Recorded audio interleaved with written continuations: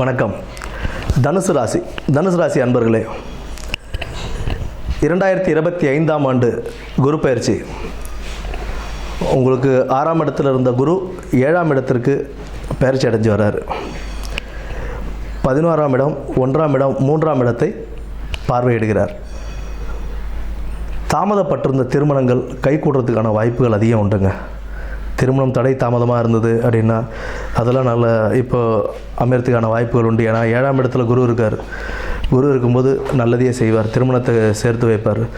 புதிய தொழில் முயற்சிகள் இப்போதைக்கு ஆரம்பிக்கும்போது ரொம்ப கவனத்துடன் செயல்பட்டு ஆரம்பிக்கிறது நல்லது. பணம் கொடுக்கல் வாங்கல் விஷயத்தில் ரொம்ப கவனமாக இருக்கணுங்க.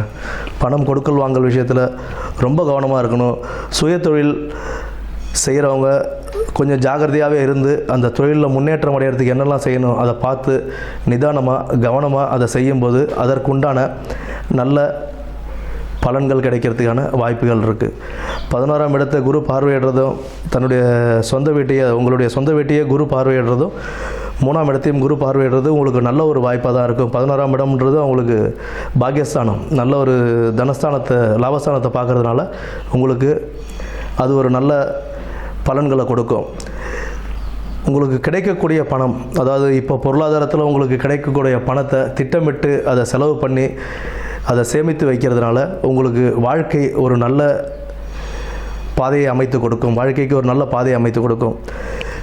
செய்யும் தொழிலையும் உத்தியோகத்துலேயும் எந்த ஒரு தொழில் செஞ்சாலும் வேலை செஞ்சாலும் இல்லை உத்தியோகம் ஏதாவது ஒரு ப்ரைவேட் கம்பெனிலையோ கவர்மெண்ட்லேயோ எந்த உத்தியோகத்தில் இருந்தாலும் கொஞ்சம் கவனமோடு செயல்பட்டு அதற்குண்டான நல்ல பலன்கள், அதாவது இப்போ ஒரு வேலை செய்கிறோம் அப்படின்னா அதில் முழு மூச்சோடு இறங்கி அது ஒரு அசால்ட்டாக செய்யாமல் அந்த வேலைக்கு உண்டான மரியாதை கொடுத்து அந்த வேலைகளை நம்ம செய்யும்போது அதற்கு உண்டான நற்பலன்களை நம்ம அனுபவிக்கலாம்.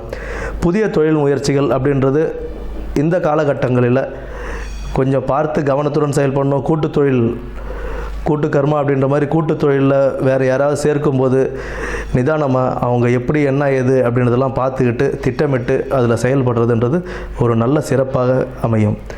இப்போ வீண் செலவுகள்லாம் குறைச்சிக்கிறது நல்லது. இப்போ தேவையில்லாத, அதாவது அத்தியாவசிய செலவுகள் செய்கிறதுன்றது ஓகே தான். அனாவசியமாக நமக்கு தேவையில்லாமல் ஆடம்பர செலவுகளை தவிர்த்து வரக்கூடிய வருமானத்தை சேமித்து வைத்து வாழ்க்கையில் நல்ல முன்னேற்றம் காணணும். ஒரு கவனத்துடன் இருந்து செயல்பட்டு நல்ல ஒரு வாழ்க்கையை அமைச்சிக்கிறதுக்கான நல்ல நேரம் 2025ஆம் குரு பயிற்சி தனுசு ராசிக்காரர்களுக்கு.